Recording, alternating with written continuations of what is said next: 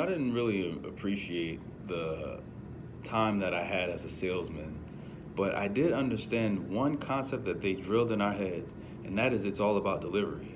It's not about what you say, it's about how you say it. And I can think of the many ways that I can apply that to my life and even how you can apply it to your life. It's not about what you say, it's how you say it. That's what they taught us, and that is something that is so important. How do you think you're going to get someone to correct the behavior that you want them to correct or that you feel is their best interest to correct? You have to be able to be mindful of the delivery. It's all about delivery. We have to understand that.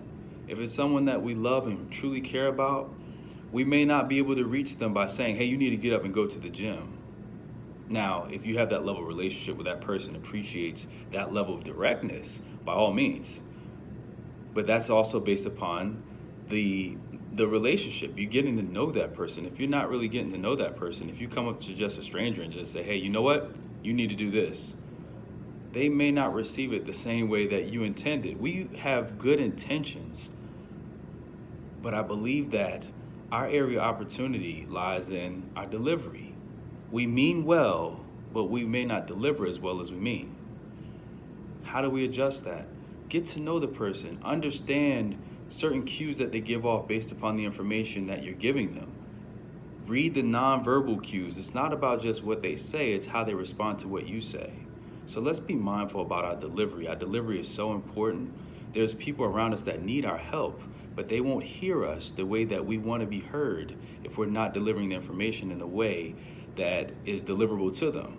They can reject the package. Like if somebody sends you something in the mail, they can definitely reject the package. In the same way, a person can reject a message that you're trying to get across to them if it doesn't have the right, if it doesn't have that right covering, if it doesn't have that box with the bow on it for some people. Some people need that box with the bow. Some kids need you to be able to put some sweet stuff on a spoon with the vegetables and play the airplane game. They need to be able to feel the delivery that you're giving them. And if you don't give them the right delivery, they won't hear you.